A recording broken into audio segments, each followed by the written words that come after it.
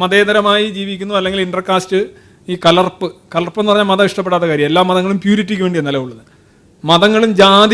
മതത്തിനും ജാതിക്കും പൊതുവായിട്ടുള്ളൊരു സാധനം എന്ന് പറഞ്ഞാൽ പ്യൂരിറ്റിയാണ്. കാരണം ഐസിസ് മറ്റ് മുസ്ലിങ്ങളെ കൊല്ലുന്നത് അതുകൊണ്ടാണ്. അപ്പം ഈ ഇന്റർകാസ്റ്റ് മാരേജിൽ ആരാണ് ശവത്തിൻ്റെ അവകാശി എന്നുള്ള കാര്യത്തിൽ തർക്കം ഉണ്ടാവും. കാര്യം മതത്തിന് ടോളറേറ്റ് ചെയ്യാൻ പറ്റില്ല. ഇന്റർകാസ്റ്റ് മാരേജുകൾ സംഭവിക്കാതിരിക്കാനായിട്ട് എന്ത് ചെയ്യണോ അതാണ് മതം ചെയ്യുന്നത്.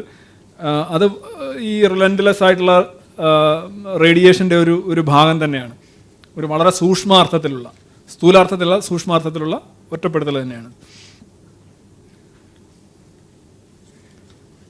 ഗവൺമെൻറ് രേഖകളിൽ ജാതിയും മതവും ചേർക്കുകയും എന്നാൽ പിന്നീട് യുക്തിവാദിയാവുകയും ചെയ്ത ഒരാളുടെ സർട്ടിഫിക്കറ്റുകളിൽ നിന്ന് ജാതി മതം ഉപേക്ഷിക്കുന്നതിന് സാധ്യമാണ്. എത്രത്തോളം നിയമവശങ്ങൾ തരണം ചെയ്യേണ്ടതുണ്ട്? എൻ്റെ അണ്ടർസ്റ്റാൻഡിങ് പറയാം. ഗവൺമെൻറ് രേഖകളിൽ നിങ്ങൾ ജാതിയും മതവും വെക്കാതിരിക്കുക. ഇപ്പോൾ ആനുകൂല്യങ്ങളുള്ള ആളുകൾ വെക്കാതിരിക്കുമ്പോൾ അവർക്ക് ആനുകൂല്യങ്ങൾ നഷ്ടപ്പെടും.